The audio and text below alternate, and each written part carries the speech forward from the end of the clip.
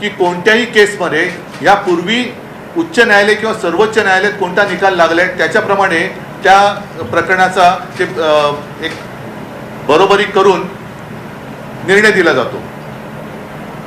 असं असताना याच्या पुढे सर्वोच्च न्यायालयात अशा जर का काही केसेस आल्या तर मग ह्या लवादाचा निर्णय तिकडे मानला जाणार आहे का सर्वोच्च न्यायालयाने जो निर्णय दिला होता किंवा जो निर्देश दिले तो मानला जायला पाहिजे हे सुद्धा बघणं हे आता फार गंभीर बाब झालेली आहे आणि फार मोठं कुतूहलाची राहणार आहे। जून 2018 मध्ये जे तुमची नियुक्ती करण्यात आली होती ती नियुक्तीच अवैध आहे असं देखील अध्यक्षांनी तो त्यांचा अधिकारच नाहीये, कारण 2018ला जर का केलेली नियुक्ती त्यांना मान्य नसेल तर ते कोर्टाने त्यांना सांगितलेलंच नव्हतं। कोर्टाने आमचा व्हीप मानला होता, कोर्टाने आमचा गटनेता मानला होता, मग सुप्रीम कोर्टाने या सगळ्या गोष्टी न बघता केल्या असं यांचं म्हणणं आहे का? आणि जर 2018 साली यांनी जर का काही आमची घटना मानली नाही मग हे निवडून आलेले जे आत्ताचे जे गद्दार आहेत ते गद्दार कोणत्या आधारावरती निवडून आले होते, कोणाच्या चिन्हावर निवडून आले होते? त्याच्यामुळे पक्षप्रमुखाबद्दल ते बरंच काही बोलले, पण पक्षप्रमुखाला जर अधिकार नसेल तर पक्षाध्यक्ष म्हणून जे नड्डा बसलेत त्यांना तसेही काही अधिकार नाही आहेत, तो त्यांचा अंतर्गत प्रश्न आहे।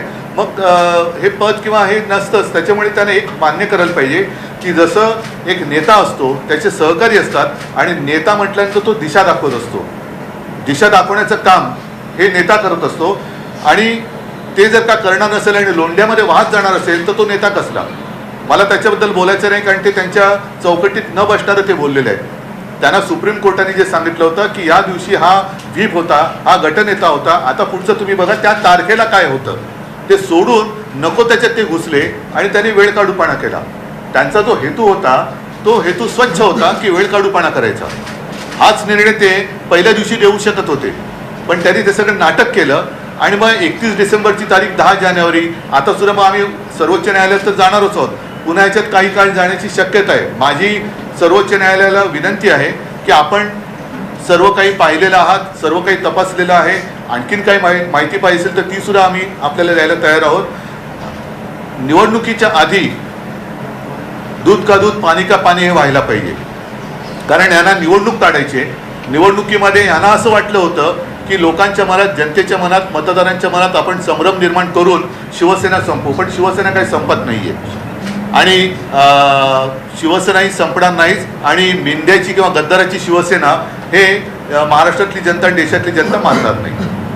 ते असं म्हणतात की 2013 पासून त्या संघटनात्मक निवडणुका व्हायला पाहिजे होत्या, त्या झालेल्या त्यावेळी ते तेव्हा आमच्या पक्षात नव्हतेच आणि आम्ही ते सगळं वेळोवेळी निवडणूक आयोगाला सादर केलेलं आहे। त्या जर झाल्या नसतील तर मग हे मिंदे आणि त्यांच्या बरोबरचे गेले ते कोणत्या पक्षाचे म्हणून त्यांनी त्या अध्यक्षाने ॲफिडेव्हिट दिलं होतं 2019ला आणि 2014, 2019 असेल, काही असेल आणि आत्ता सुद्धा काय असेल ते।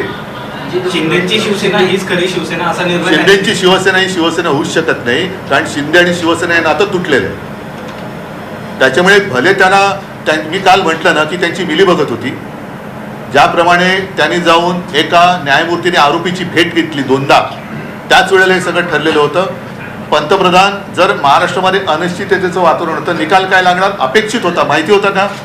पण तरी देखील पंतप्रधान दौऱ्यावरती येत आहेत, तरी देखील हे डावोसला जाणाऱ्यांचा दौरा आधीच जाहीर झालेला आहे, आज पेपरमध्ये आलेला आहे। मग हे कसं काय तुम्हाला आधी कळलं? म्हणजे तुमचं हे सगळं सेटिंग होतं, फिक्सिंग होतं, मॅच फिक्सिंग होती आणि आम्ही सर्वोच्च न्यायालयात गेलेलोच आहोत। सर्वोच्च न्यायालयाने एक यांचा आदर करण्यासाठी म्हणून त्यांच्याकडे प्रकरण दिलं होतं, पण सर्वोच्च न्यायालयाने जी चौकट आखून दिली होती त्या चौकटीच्या बाहेर जाऊन कायद्याप्रमाणे निकाल न देता एक काहीतरी प्रोसिजर त्यांनी केली आणि कायद्याचा अन्वयार्थ किंवा अनर्थ लावून त्यातून निकाल दिलेला आहे। हा निकाल काही सर्वोच्च नाही, हा निकाल सर्वोच्च न्यायालय टिकणार नाही आणि जनतेच्या मनात तर हा अजिबात टिकणार नाही, जनता तो स्वीकारणार नाही। तुम्ही उबाठा म्हणूनच पुढे जाणार, कारण उबाठा कशाला? उबाठा कशाला? माझं उद्धव बाळासाहेब ठाकरे असं स्वच्छ आणि स्पष्ट आहे। उबाठा काय? उबाठा काय? मग बाकीच्यांची आई वडिलांची नावं पण तुम्ही तशीच लावणार? आणि उबाठा असेल तर उभा ठाकलेला आहे, मी या अन्यायाविरुद्ध उभा ठाकलेला आहे। हा निर्णय तुम्हाला अपेक्षित होता का? कारण तुम्ही काल पण म्हणाला होता की येऊ असाच निर्णय काहीतरी येऊ शकतो, मी बघत आहे, मी अनेक अध्यक्षांवरती आरोप पण केले होते, हा निर्णय आरोप नव्हते केले, मी सत्य सांगितलं होतं। ते जाऊन भेटले, हा माझा आरोप नव्हता, हे सत्य आहे। हे 2 वेळा आरोपीला जाऊन भेटले, हा माझा आरोप नव्हता, हे सत्य आहे। भरत गोगावलेंची आणि एकनाथ शिंदेची, भरत गोगावले हे प्रस्तुत म्हणून आणि एकनाथ शिंदे गटनेते म्हणूनच मान्यता जी आहे ती अध्यक्षांना दिलेली आहे याच्यामध्ये, आणि सुप्रीम कोर्टामध्ये हे उलट दिसलं होतं. हे याकडे कसं पाहायचं? भरत गोगावलेंची प्रस्तुत म्हणूनच नियुक्ती आहे आणि एकनाथ म्हणजेच काय की त्यांनी सर्वोच्च न्यायालयाचा अपमान केलेला आहे. सर्वोच्च न्यायालयाने स्पष्ट शब्दात सुनील प्रभू आणि अजय चौधरी यांची नेमणूक ग्राह्य धरलेली आहे. सर्वोच्च न्यायालय काही कळत नाही असं यांचं म्हणणं आहे का?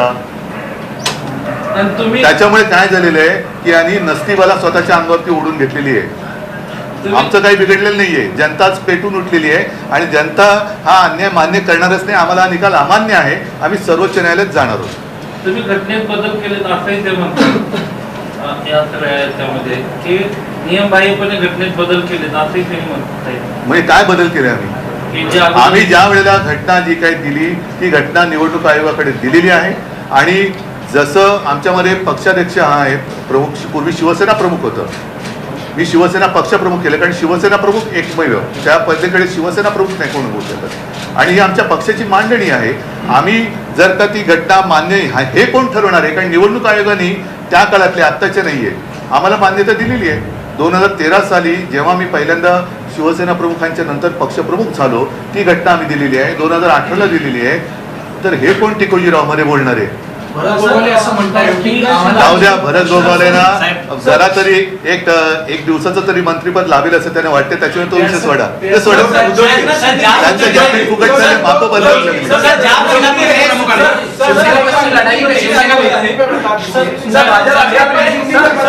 एक थांबणार आता हिंदीमध्ये. हा बोलूया. ते नाही मुख्यमंत्री हे काय म्हणायचं त्याला काय शब्द येते चुकी, म्हणजे सुप्रीम कोर्टाने तर त्यांना चुकीचंच ठरवलेलं आहे. त्याच्यामुळे ते त्यांची प्रतिक्रिया ही पण तशीच आहे, केराच्या टोपलीत टाकण्याची. काय त्यांना असं वाटत असेल घराणेशाही मोडीत काढली तर त्यांची गुलामशाही सुरू झालेली आहे. हे गुलाम आहेत, गुलाम. डिस्क्वालिफिकेशन का जो है वो रिजल्ट डिस्क्वालिफिकेशन का वर्डिक्ट आ चुका है.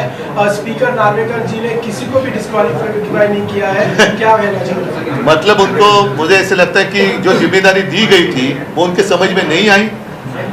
मामला सीधा था, डिस्क्वालिफिकेशन का था और इसलिए हम सुप्रीम कोर्ट में गए थे और सुप्रीम कोर्ट ने एक फ्रेमवर्क दिया था क्या होना चाहिए, कैसे होना चाहिए.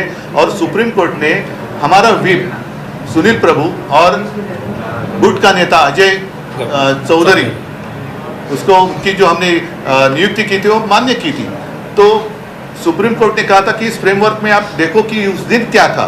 तो उन्होंने वो छोड़कर नई अदालत उन्होंने की और सुप्रीम कोर्ट से भी कुछ अलग, या ऐसे उनको लगता है कि इतनी महाशक्ति उनके पीछे कि सुप्रीम कोर्ट भी हमारा उनका कुछ बिगाड़ नहीं सकती. और ये तो अन्याय नहीं, उनकी समझ के बाहर का ये शायद डिसीजन था, या ऊपर से जो आया वो उन्होंने किया है. और इसलिए मैंने कल प्रेस में कहा था कि ये इनकी मिलीभगत है. अब देखना ये होगा कि प्रजातंत्र की हत्या तो इन्होंने फिलहाल तो की है, सुप्रीम कोर्ट में ये टिकेगा नहीं, लेकिन क्या ट्राइब्यूनल सुप्रीम कोर्ट से भी ऊपर है या नहीं है, या सुप्रीम कोर्ट ही सुप्रीम है, वो अभी देखना होगा. देश में प्रजातंत्र रहेगा कि नहीं रहेगा. मैंने कई बार कहा है, जब हमारी दसरा रैली थी उस वक्त भी मैंने कहा था हमारे बारे में चलो 20 साल के बाद दे दो फैसला, हमें मंजूर है, लेकिन इस देश में डेमोक्रेसी रहेगी कि नहीं रहेगी. तो इन्होंने, इनका मानना ऐसे कि नहीं रहनी चाहिए.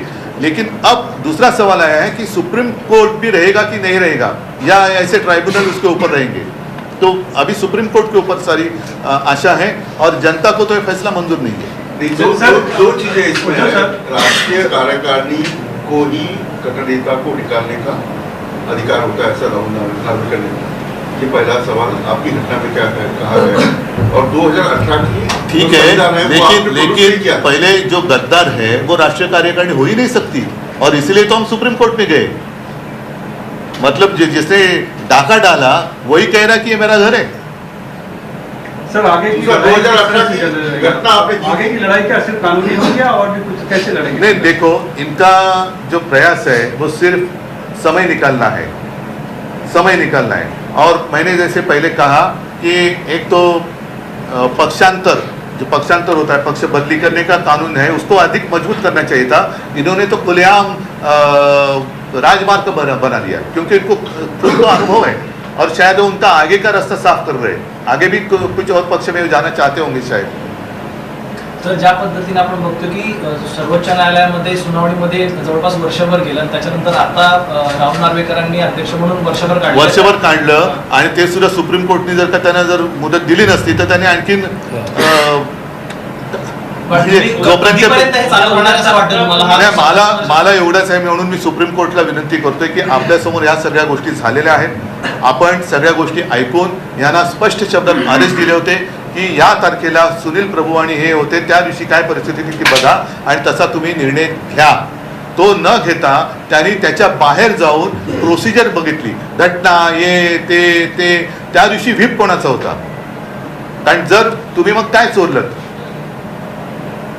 चोरलत काय तुम्ही? आणि आजही माझं असं म्हणणं आहे की या लोकांमध्ये हिंमत नाहीये, स्वतःच्या ताकदीवरती स्वतःच्या वडिलांच्या नावावरती हे मतं मागू शकत नाहीत, म्हणून त्यांना माझा पक्ष आणि माझ्या वडिलांचा चेहरा लागतो. ह्यांना हे काय मर्द नाही आहेत, हे गद्दार आहेत. आप कानूनी लड़ाई की बात कर रहे हैं, क्या जनता के बीच में भी जाएंगे, जमीन पे भी जाएंगे?